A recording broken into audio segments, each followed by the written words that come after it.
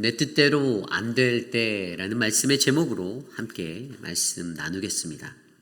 내 뜻대로 안 될 때. 2023년이 어느덧 10개월, 10개월이 지나갔습니다. 그죠? 시간이 너무나도 빠릅니다. 여러분들 작년에 송구 영신 예배를 드리며 신년을 맞아 새해 하나님 앞에 드렸던 여러분들의 결단과 각오가 있을 것 같은데요. 오늘 이 순간에 여러분들의 삶을 되돌아보면 과연 여러분들은 얼마나 여러분들의 삶을 하나님께 드리기로 결정한 대로 그 믿음의 모습대로 드리며 사셨는지 조심스레 되돌아보시기를 원합니다. 각자가 원했던 하나님 앞에 서약했던 기도했던 삶의 모습들이 있을 터인데요. 어떤 분들은 올해는 꼭 새벽 예배를 빠지지 않고 성실하게 다 나가봐야지라고 결단하셨던 분들도 계셨을 테고, 올해는 좀 더 하나님께 더 가까이 나아가서 봉사하고 섬기고 노력해야지라는 결단도 들이신 분들도 있을 터인데, 과연 여러분들 그 하나님의 맡겨진 임무와 책임 가운데 여러분들은 어떠한 삶의 모습으로 올 한 해를 보내셨습니까? 우리 인간이 늘 생각하는 대로, 내가 생각한 것대로, 내 뜻대로 모든 일들이 풀리면 너무나도 좋은데, 하나님의 사람으로 살아가는 이 인생의 시간 속에서 그것은 만만치 않습니다. 그리 넉넉한 것이 아니에요. 내 뜻대로 무언가 이루어지기보다는 하나님의 뜻에 조금이라도 어긋날 때는 하나님은 나를 만지시고 나를 강하게 치셔서 내가 좌절하게 되고 실족하게 되고 내가 넘어지게 될 수 있다는 것이 바로 우리 믿는 이들의 삶의 형편입니다. 그런데 이러한 형편들 앞에서요, 많은 사람들이 쉽게 포기합니다. 이제는 그만 섬겨야겠다, 관둬야겠다, 내가 그만해야지 라는 마음들이 우리들에게 찾아올 때가 많아요. 왜 그럴까요? 난 열심히 하고 있는데, 나는 정말 열심히 하고 있는데 저 사람이 이상한 거야 라고 생각하는 사람이 거의 99.9%입니다. 그 속에서 하나님이 말씀하시는 대로의 길을 내가 제대로 걷고 있지 못한다라는 생각을 하는 사람들은 거의 없습니다. 하나님의 뜻보다 내 뜻이 앞서게 될 때에 우리 연약한 인간은 그러한 부딪힘을 경험하게 됩니다. 오늘 우리가 묵상한 열왕기상 19장 1절에서 21절까지의 말씀이 바로 내 뜻대로 안 될 때 좌절해서 자포자기하고 포기해버리고 죽기를 사정하고 그렇게 막 나가는 한 사람, 바로 엘리야의 모습을 우리에게 보여주고 있습니다. 분명히 이전의 말씀 18장에서 그는 850명의 그 어긋난 선지자들과 바알과 아세라의 선지자들과 붙어서 승리하였잖아요. 내가 믿는 하나님이 참된 하나님임을 증명하고 백성들의 환호를 받았습니다. 백성들 앞에서 그 모든 어떤 격려와 어떤 북돋움의 힘을, 용기를 받았습니다.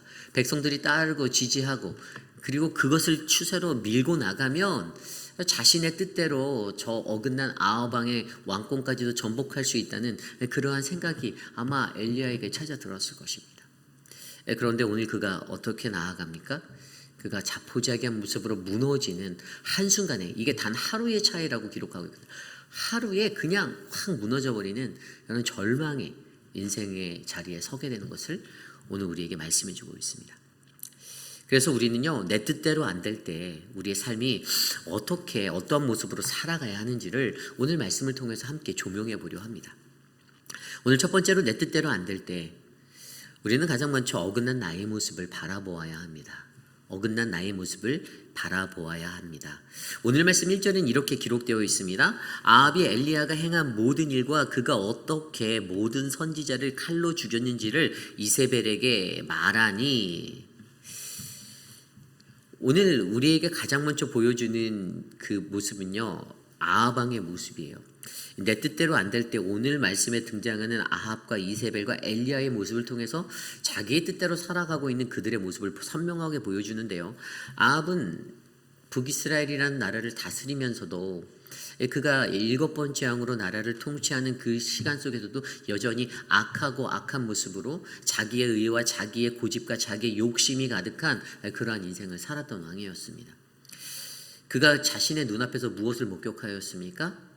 갈멜산에서 하나님의 불이 임하여 하나님의 역사가 일어나는 것을 두 눈으로 보고도 그가 오늘 어떻게 합니까? 1절 말씀에 읽었던 대로 엘리야가 행한 모든 일과 그가 어떻게 모든 선지자들을 칼로 죽였는지를 이세벨 자기 아내에게 가서 말했다라는 거예요. 북이스라엘의 실세가 이세벨이라는 여인에게 있다라는 것을 극명히 보여주며 그가 하나님의 역사를 경험하지 못하고 느끼지도 못했음을 증명하는 구절입니다. 만약에 그가 하나님의 역사를 경험하고 눈으로 보아 감동받았다라면 아합이 엘리야가 행한 모든 일이 아니라 아합이 여호와 하나님이 행한 모든 일과 이렇게 기록해서 이세벨에게 갖다 얘기했어야 되는데 엘리야가 한 일이라고 그렇게 말하고 있어요. 그가 가지고 있었던 전혀 변하지 않던 그 삶의 모습들, 그것을 경험하고도 변하지 않는 아합의 모습은 여전히 나의 고집과 나의 모습을 그대로 끌어안고 살아가는 우리들의 모습을 생각나게 합니다. 또한 이세벨은 어떻습니까? 2절입니다.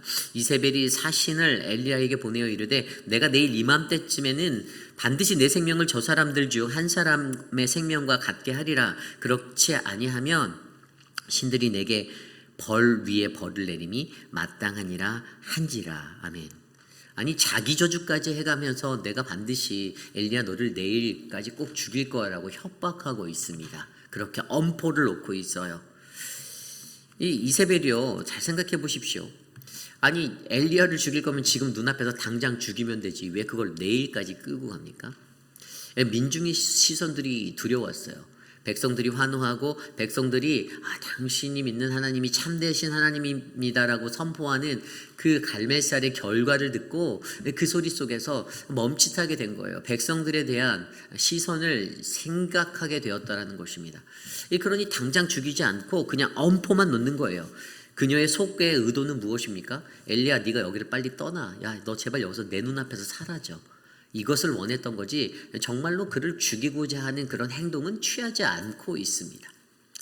이 모습 또한 우리 인간들이 가지고 있는 그러한 모습일 수 있습니다. 변하지 않는 그냥 자신의 고집을 부리며 그냥 뭐 어차피 민심도 인간들의 마음도 하루만 지나면 또 바뀔 거야 라는 그러한 편협한 생각들을 가지고 안일한 생각들을 가지고 그냥 엄포만 놓고 하나님의 사역을 거룩하게 행하였던 엘리야를 쫓아내기 위해서 그냥 엄포만 놓는 그냥 인간들이 가지고 있는 그러한 모습들의 하나를 동일하게 우리에게 보여주고 있어요. 변하지 아니하는 그 모습.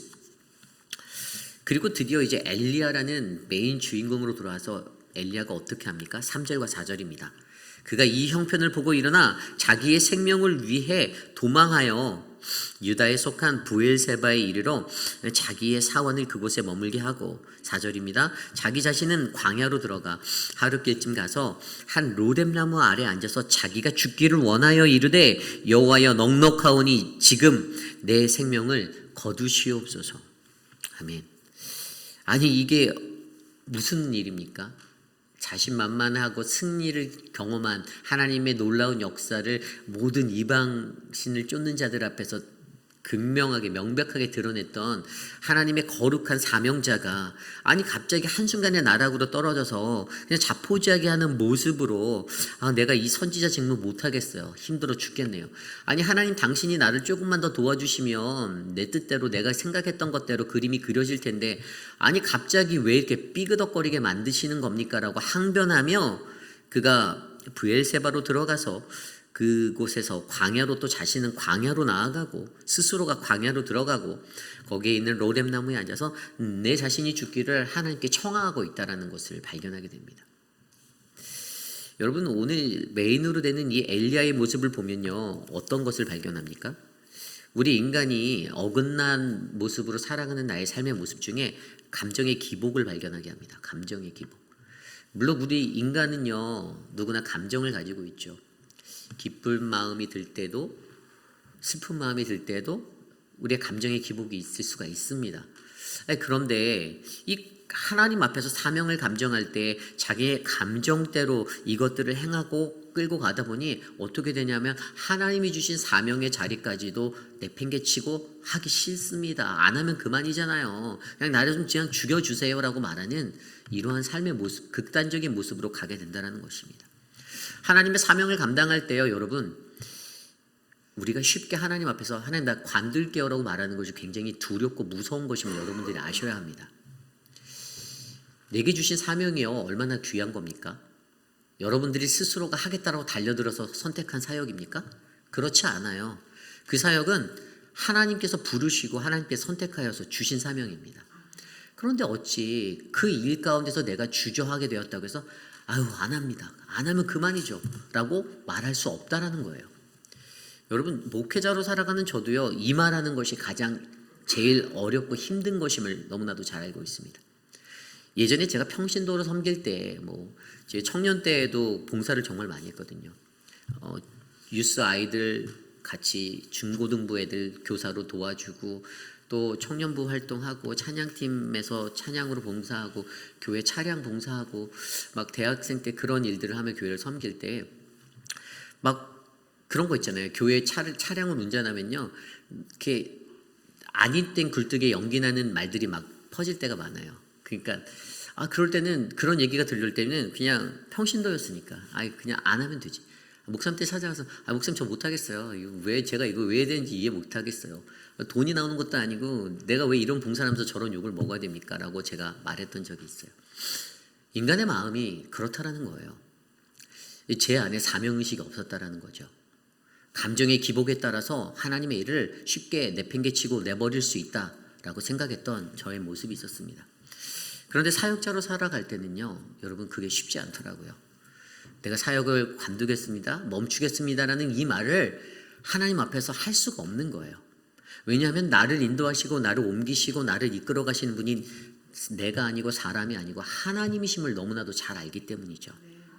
그렇기 때문에 이 자기 감정대로의 실수가 일어나게 되는 거예요. 상황 속에서 오늘 아까 3절에서 그가 이 형편을 보고라고 하잖아요. 이 형편을 보고 그가 이 상황을 보고 인간이 자꾸만 상황 속에서 그 상황 보고 하나님 앞에 내가 이거 한 해 만에 내가 이거 관두네 나 좀 죽여달라고 하나님께 협박하듯이 던지며 나아가는 이 어긋난 사명자의 모습을 오늘 우리로 하여금 바라보게 만드는 것이죠. 그리고 두 번째로 자기 감정의 모습에 또 어떠한 것이 있습니까? 자기 의로 가득 찬 자기의 고집의 모습이 있다라는 것이에요. 자기 고집의 모습. 여러분 8절 말씀 볼까요?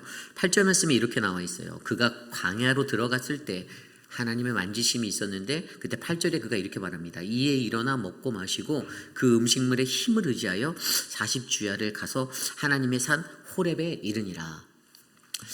여기에서 중요한 게 호렙이에요. 그가 호렙산으로 나아갔는데 여러분 하나님이 인도하셨을까요? 자기의 의가 담겼을까요? 여기에서 엘리야는요 자기가 나가고자 하는 방향성을 가지고 나아가고 있어요. 어떻게 하냐고요? 그 뒤에 하나님이 내가 어찌하여 여기 있느냐라고 그에게 물으시거든요. 자기가 그냥 아무 생각 없이 갔든 호렙에 대한 목적을 가지고 나아갔든 그것은 하나님에 의해 의도되었던 것과는 다른 길이었어요. 그가 호렙으로 나아갔습니다. 광야로 들어갔어요. 호렙으로 나아갔어요. 그런데 여기에는 자기가 갖고 있는 자신의 길을 고집하며 가는 인간의 모습이 담겨져 있다는 것입니다. 10절도 볼까요? 이 10절 말씀에 보면요 내가 어찌하여 여기 있느냐라는 하나님의 물으심 앞에 그가 대답하되 내가 만군의 여호와 하나님 여호와께 열심히 유별하오니 이는 이스라엘 자손이 주의 언약을 버리고 주의 제단을 헐며 칼로 주의 선지자들을 죽였으며며 오직 나만 남았거늘 그들이 내 생명을 찾아 빼앗으려 하나이다. 아멘. 여러분 무엇이 느껴지나요? 엘리야의 강한 의가 느껴지지 않습니까? 자기 의가 느껴져요. 하나님 나 하나님 앞에서 열심히 살았거든요. 여기서 열심이라는 단어 히브리어는 칸나라는 단어 질투하기까지 하나님 다른 사람이 질투하기까지 난 최선을 다했고 최고로 하나님 앞에 나아갔어요. 그런데 왜 이제 나만 남았어요? 나 혼자예요. 다 죽었어요. 나 혼자 남았어요. 내가 이렇게 열심히 했는데 왜요 하나님? 왜 내 의지에 내가 하고자 하는 내 뜻에 하나님 왜 힘을 안 실어주셨어요? 조금만 더 밀어주시지. 그럼 내가 완수하고 아하방도 몰아내고 내가 정말 백성들의 힘을 얻어서 잘할 수 있었는데 라는 생각이 그의 마음 가운데 있는 거예요. 그러한 생각으로 가득 채워진 그의 고집들을 내가 열심히 살았다는 자기 의가 가득한 나의 의가 가득한 그 고집된 모습들을 적나라하게 보여주며 오늘 이 시대를 살아가는 저와 여러분 우리의 삶 속에서도 우리가 받은 사명 우리의 삶의 현장에서 하나님을 믿고 섬기는 그 자리에서도 우리도 동일하게 이러한 사람이 될 수 있다는 것들을 발견해 보게 하는 것이죠. 여러분, 고집이라는 것이 무엇입니까? 굳을 곧자에 잡을 집자예요. 한번 자기가 정한 것, 자기가 정한 의견은 절대로 바꾸지 아니하고 굳게 세워서 우기는 것입니다. 이게 고집입니다. 어떻게 좋은 말로 하면 의라고 표현할 수도 있죠. 나는 의지가 있다라고, 이건 내 의야라고 말할 수 있지만 하나님 앞에서 하나님의 뜻에 맞지 않는 길로 우리가 그것들을 끌고 나갈 때는 이것이 의가 아니라 고집이 된다는 사실을 기억하셔야 합니다. 여러분, 엘리야가요, 말도 안 되는 땡깡을 쓰며 나아가잖아요. 나 좀 죽여주십시오. 나의 하나님 앞에서 열심히 했는데 이러면서 어거지 쓰면서 자기의 것들을 이야기합니다.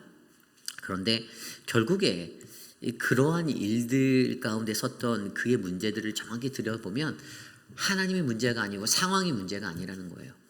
결국에는 이 상황 속에 서 있는 어긋난 모습으로 살아가고 있는 어긋난 모습에 고집을 피고 있는 자기 자신, 엘리야 스스로가 문제가 되고 있다는 것입니다. 아합과 이세벨도 마찬가지예요. 변하지 아니하는 그들의 모습으로 계속 그렇게 살아가는 그 모습의 삶의 모습들이 하나님이 문제일까요? 하나님은 어제나 오늘이나 내일도 동일하신 하나님이시기에 똑같은 모습으로 우리들에게 말씀하시고 우리를 이끌어 가시는데 결국에 그 문제 현장의 한 목판에는 아직도 깨어지지 않고 변하지 않는, 아직도 여전히 고집을 부리고 내 감정대로 살아가는 나의 연약함이 있다는 것을 우리가 이해하셔야만 합니다. 그래서 여러분, 하나님으로 기도하십시오. 하나님, 나 좀 제발 불쌍히 좀 여겨달라고 기도하십시오. 다른 사람이 불쌍한 게 아니라 내가 제일 불쌍한 거예요. 그 인생 속에 살아가는 나의 연약함과 나의 허무함, 하나님이 만져주시기를 원하는 그 인생이 되시기를 우리가 간구하며 나가기를 소망합니다. 이것이 바로 내 뜻대로 안 될 때 오늘 말씀의 첫 번째 어긋난 나의 모습을 바라보라입니다. 오늘 두 번째로요, 내 뜻대로 안 될 때 우리는 하나님의 치유를 경험해야만 합니다. 하나님의 치유를 경험하라. 그러면 어떻게 살아가야 할 것인가? 내 뜻대로 안 돼서 여전히 내 자아에 휩쓸려서 휘청휘청대는 연약한 나의 모습을 보고 내가 어떻게 살아가야 할까? 오늘 그 말씀은 우리들에게 하나님의 치유를 경험하다라고 말씀하고 계십니다. 그가 광야에 나갔습니다. 부엘세바로 가서 광야로 나가서 로뎀나무 아래 앉았는데요. 여러분, 우리가 너무나도 잘 아는 이 유명한 얘기, 이 로뎀나무 아래 앉아서 어떠한 삶이 그려지십니까? 여러분들이 들었던 말씀 속에서는 하나님의 사역을 하다가 환난과 고난을 받아서 지치고 막 맥조차 차릴 수 없는 기진맥진한 상태에 번아웃된 그러한 자가 그 로뎀나무 끝자락에 앉아서 하나님 죽여달라고 그렇게 간절하게 애원하는 그 사명자다운 모습으로 여러분들 이 말씀을 이해하십니까? 조금 전에 제가 드린 설명에서는 그가 하나님 앞에 자신의 감정을 의지해서 자신의 고집 그런 것들로 인해서 나아갔을 때 그냥 현상 속에서 자신의 사명 받은 그 사명자로서의 온전한 모습을 세우지 못하고 그냥 연약한 나락의 모습으로 끝자락에 선 모습을 보여주는 그러한 엘리야의 모습을 보여주잖아요. 그가 이 로뎀나무에 가면 이 성경적인 이런 이야기들이 잘못 해석됐을 때 어떤 것 우리가 카페 같은 데 보면 로뎀나무 카페 이런 것도 이름 지어놓은 교회들이 있거든요. 이런 용도로 많이 써요. 편안한 쉼의 장소 이런데 실질적으로 광야에 있었던 로뎀나무 이 자체는요 그렇게 큰 잎사리도 없고 무언가 쉴만한 그늘도 없고 이러한 아주 빼짝 마른 이 쌀이과에 속하는 아주 앙상한 나무, 크기는 한 1m에서 한 2m 정도밖에 안 되면서 아주 그냥 큰 어떤 그늘의 자리, 잎사귀도 풍성하지 않은 아주 빈약해 보이는 나무예요. 1, 2m밖에 안 되는 이 나무가 근데 사실 굉장히 의미가 있는 성경적인 해석은요. 이 나무에는 생명이 있다라는 나무예요. 생명이. 왜 생명인가? 광야라는 곳에서 1, 2m밖에 안 되는 크기의 나무가 땅 밑으로 지하로 무려 30m 정도의 뿌리를 내뻗습니다. 왜죠? 물을 찾기 위해서. 생명의 근원이 되는 그 수원을 찾기 위해서 뿌리를 30m나 뻗어나가요.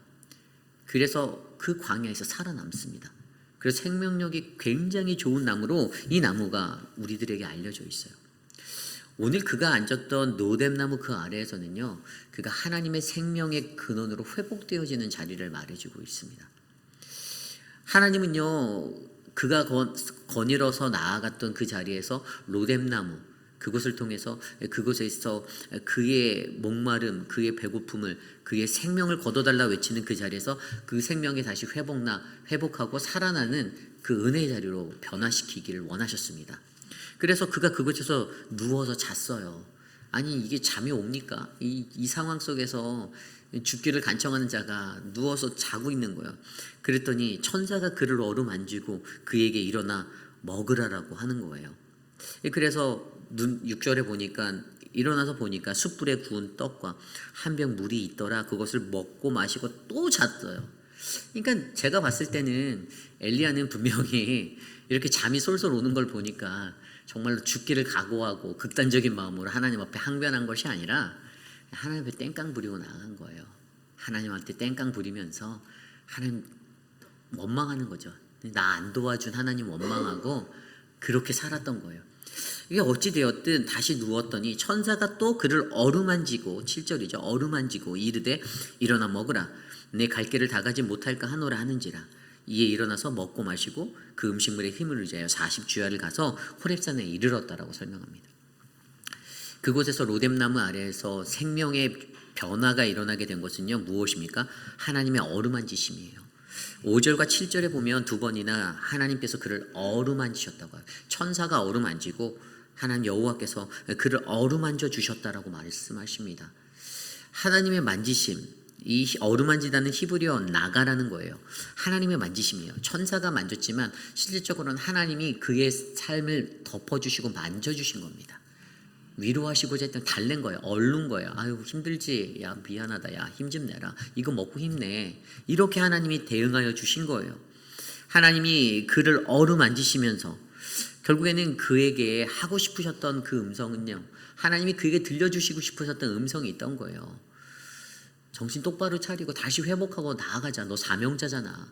내가 가야 할 길이 있잖아. 그래서 그가 정신을 바짝 차리고 호렙산에 이르렀을 때 그가 그곳에서 들었던 음성이 무엇입니까? 11절부터 13절까지 말씀에 보면요. 여호와께서 이르시되 너는 나가서 여호와 앞에서 산에 서라 하시더니 여호와께서 지나가시는데 여호와 앞에 크고 강한 바람이 산을 가르고 바위를 부수나 바람 가운데서 여호와께서 계시지 아니하며 바람 후에 지진이 있으나 지진 가운데서도 여호와께서 계시지 아니하며 또 지진 후에 불이 있으나 불 가운데서도 여호와께서 계시지 아니하더니 불 위에 세미한 소리가 있는지라. 아멘. 하나님께서 그에게 이 시련과 이 환난의 자리를 통해서 무엇을 원하셨냐면요. 그가 세밀한 하나님의 음성을 듣기를 원했어요. 여러분 세밀한 하나님의 이 세미한 하나님의 음성을 듣는다는 것의 영적 의미가 뭘까요? 일반적으로 구약 성경에 나타난 것은요. 오늘 말씀에 나온 것처럼 크고 강한 바람, 지진, 불 가운데서 임재하시는 하나님의 역사였습니다. 그런데 하나님께서 전혀 생각지도 않게 세미한 음성으로 그에게 말씀하시는 것은 엘리야가 가지고 있는 내성의 강화, 내적인 영적인 것들의 강력한 회복과 더 강력하게 세워지는 견고함을 하나님이 원하셨다는 거예요. 잘 들리지 아니하는 그 세밀한 음성 속에서도 하나님께 귀 기울일 수 있는 영성을 그에게 원하셨다는 겁니다. 결국에 오늘 이것을 통해서 그가 만지시고 그가 어루만져 주신 것을 통해서 어떻게 해요? 그가 회복되어집니다. 그래서 여러분요. 하나님의 치유를 경험하기 위해서 가장 먼저 우리는 광야로 나가셔야 되고요. 그 광야의 시간 속에서 고난을 경험하며 두 번째로 우리를 어루만지시는 하나님을 느끼셔야 합니다. 그리고 그때 하나님께서 우리에게 질문하실 거예요. 내가 어디 있느냐? 왜 내가 여기 있니? 엘리야야 내가 어찌하여 여기 있느냐라고 두 번이나 물어보시잖아요. 왜 너 여기서 방황하고 있어? 말하는 거예요. 여러분 그가 아까 보실 때 40주야를 가서 호렙산에 이뤘다고 했잖아요. 이세벨이 이렇게 협박해서요. 그가 도망하잖아요. 근데 그가 도망한 곳이 브엘세바예요. 브엘세바가 어디예요? 오늘 그가 서 있었던 곳은 북이스라엘인데 브엘세바는 남쪽 최하단이에요. 그가 북에서부터 남유다를 가로질러서 맨 밑에 우리 성경에 나오잖아요. 단에서 브엘세발까지 이게 이스라엘을 통과라는 그 지명적인 단어예요. 모든 총체적인 이스라엘을 거론할 때 지리적으로 맨 위에 북쪽의 최산단의 단에서부터 브엘세바까지를 말하거든요. 이 사람이 여기까지 관통해서 쭉 내려갔다라는 거예요. 근데 실질적으로 이 거리가 약 얼마 되죠? 브엘세바에서 또 호렙산까지 거리는요 한 60km 정도밖에 안 돼요. 근데 이 60km를 갈 때 그가 40주야를 갔다라고 기록하고 있잖아요. 말이 안 되는 얘기예요. 여러분 60km 맘만 먹으면 하루 이틀이면 갈 수 있어요. 천천히 가도. 제가 달리기 옛날에 조깅할 때 이렇게 캘리포니아에 있을 때 조깅을 했는데 조깅하면 한 2.5마일 도는데 제가 한 18분 때 17분 때 뛰었거든요. 뛰어가면. 그러니까 뭐 이 정도 거리는 하루 이틀이면 갈 수 있는 거리인데 40일을 갔다. 광야로 내보냈을 때 하나님께서 우리에게 생각나게 하시는 그 광야의 시간들. 동일하게 오늘 엘리야에게 그러한 광야의 시간 속에서 하나님이 이끄셨다는, 방황케 하셨다는 거예요. 돌리셨다는 거예요. 그렇게 하나님께서 광야로 나아간 그를 어루만지시고 그에게 질문하셨을 때 하나님이 거기서 멈추면 치유가 완전히 이루어지지 않을 것 같으니까 하나님이 또 무엇을 주십니까? 거기에 하나님께서 그의 비전을 새롭게 하여 주세요. 15절입니다. 오늘 말씀 15절에 보면 이렇게 나와 있어요. 여호와께서 그에게 이르시되 너는 내 길을 돌이켜 광야를 통하여 다메섹에 가서 이르거든 하사엘에게 기름을 부어 아람의 왕이 되게 하고 너는 또 님시의 아들 예후에게 기름을 부어 이스라엘의 왕이 되게 하고 또 아벨 무홀라 사밧의 아들 엘리사에게 기름을 부어 너를 대신하여 선지자가 되게 하라. 하사엘의 칼을 피하는 자를 예후가 죽일 것이요 예후의 칼을 피하는 자를 엘리사가 죽이리라. 아멘. 새로운 사명을 다시 새롭게 회복하십니다. 이 세 사람에게 기름을 부어서 한 사람은 아람의 왕이 되게 하고 한 사람은 이스라엘의 왕이 되게 하고 또 한 사람은 너를 뒤이을 엘리사를 통해서 내 후계자로 세워라라는 그런 하나님의 사명을 더하여 주십니다. 새로운 사명으로 그에게 하나님이 힘을 주시는 거예요. 그리고 17절의 말씀을 통해서 하사엘의 칼을 피하는 자가 예후가 죽일 것이고 예후의 칼을 피하는 자는 엘리사가 죽이리라는 말씀으로 내가 너는 끝까지 보호하여 줄 거야 라는 그 응답으로 그에게 말씀한 것입니다. 그렇죠. 그리고 이러한 것들을 통해서 그에게 20절 후반부에 어떠한 일들을 주십니까? 또 한 가지 동역자를 주시겠다는 소망을 주세요. 내가 혼자가 아니라는 거. 나 혼자 남았어요 라고 말했던 그에게 이 20절 이후에 보면 18절에 내가 이스라엘 가운데서 7,000명을 남기리라. 7,000명을 주시겠다고 얘기해요. 그리고 엘리사라는 그 한 사람을 통해서 그와 동행하여서 외롭지 않게 만들어 주신다라고 합니다. 하나님께 온전하게 나아갔던 바알에게 무릎 꿇지 아니한 7,000명. 이들이 20장 후반부의 말씀에 가면 아람 군대와 싸우는 아람의 13만 군대와 다투게 되는 7,000명의 용사가 됩니다. 여러분, 하나님의 사역에 그를 회복하기 위해서 하나님은요, 그를 광야로 나아간 그를 어루만져 주십니다. 그리고 거기서 질문을 하시고요. 그리고 거기에서 새로운 비전을 새롭게 하여 주시고요. 동역자가 있음에 소망을 주신 하나님이심을 우리가 경험해야 합니다. 여러분의 사역이 외롭다라고 느끼십니까? 내가 정말 하나님이 헌신하라고 해서 뭐 때로는 어떤 분들은 목사님이 하라고 해서 이렇게 말씀하시는 분들도 있지만 목사가 시켜서 하는 게 아니라 하나님이 시켜서 하시는 거죠. 하나님이 시켜서 내가 이거 하는데 하나님 내가 진짜 내가 이거 왜 하는지 모르겠습니다라고 그런 생각이 들고 내 뜻대로 잘 안 돼 가니까 거기서 또 엘리야의 모습을 보며 로뎀나무 아래서 죽기를 청하오니 나 이제 못하겠습니다. 못해 먹겠습니다. 라고 하는 우리들의 어긋난 모습들이 우리들의 삶에 발견된다면 조용히 묵묵히 하나님의 말씀을 들여다보시고 묵상하며 나를 회복하는 하나님을 만나시길 바랍니다. 그때 여러분에게 필요한 것은 여러분들이 자기의 의지로 광야로 나갔든 어떻게 되었든 그 삶 속에서 나를 만져주시는 하나님, 내게 질문하시는 하나님, 내 비전을 새롭게 하시고 내게 동역자의 소망을 주시는 그 하나님을 통해 다시금 하나님의 사명자로 거듭나 이 세상을 헤쳐나가는 저와 여러분 우리 모두가 되시기를 원합니다. 하나님 말씀을 정리합니다. 오늘 말씀을 정리하다가 한 가지 딱 한 단어가 제 눈에 들어왔어요. 2절에 있는 사신이라는 단어예요. 이세벨이 보냈던 사신, 엘리야를 죽이려고 보냈던 사신이에요. 그리고 5절에 보면 천사라는 단어가 나와요. 어루만지실 때 하나님의 어루만지심의 천사 엘리야를. 그런데 이 단어가요 같은 단어로 쓰였어요. 히브리어 성경에 말라크라는 단어가 쓰였습니다. 히브리어 말라크라는 단어가 때로는 세상편에서 엘리야를 죽이는 하나님의 사명자를 죽이려고 하는 이세벨의 협박의 사신이 될 수가 있습니다.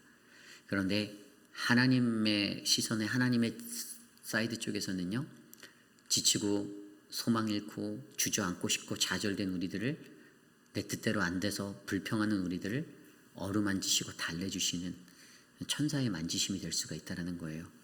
여러분, 이것을 통해 무엇을 느낍니까? 결국 우리의 살고 죽는 것은 하나님의 손에 달려 있다는 겁니다. 다 하나님의 것이라는 거예요. 그런데 이것을 자각하지 못한 내가 문제인 겁니다.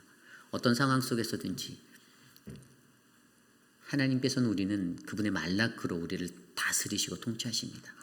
때로는 너 혼 좀 나볼래라고 나를 혼내키는 고난이 내게 올 수 있고요. 정신 좀 차려라.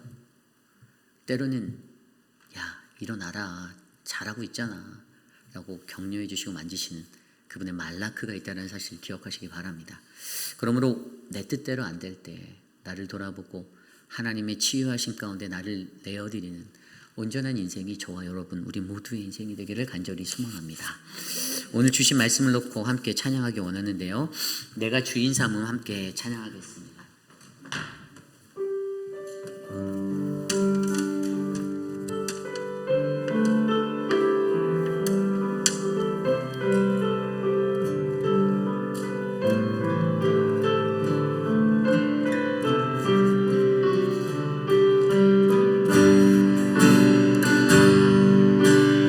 찬양합니다. 내가 주 모든 것 내려놓고 내 주 대신 주 앞에 나가 내가 사랑했던 모든 것 내려놓고 주님만 사랑해. 다시 한번 찬양할까요? 주인 삼위 모든 것 내려놓고 내 주 대신 주 앞에 나가 내가 사랑했던 모든 것 내려놓고 주님만 사랑해. 주 사랑, 주 사랑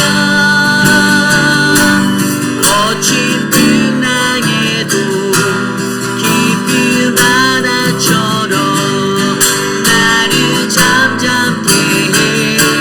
주 사랑 내 영혼의 반석 그 사랑 위에 서리. 다시 한번 찬양할까요?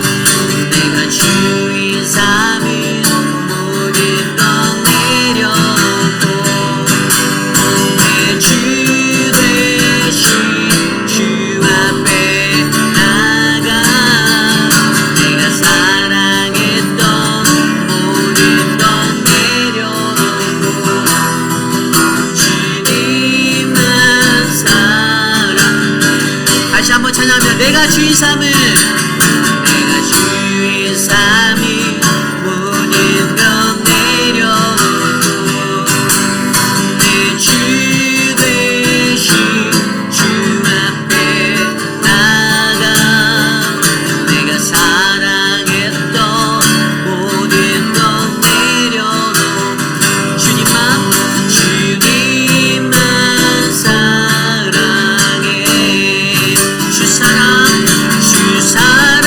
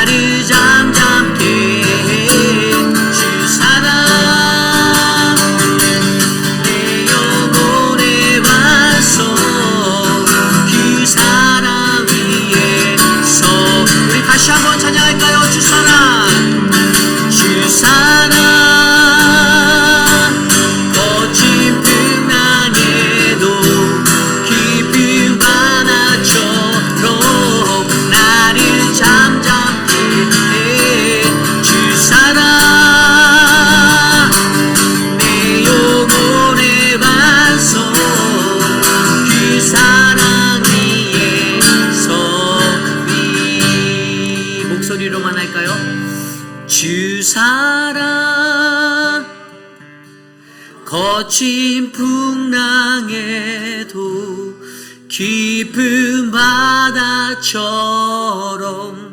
나를 잠잠케 해 주사랑 내 영혼의 반석 그 사랑 위에 서리 그 사랑 위에 서리 그 사랑 위에 서리.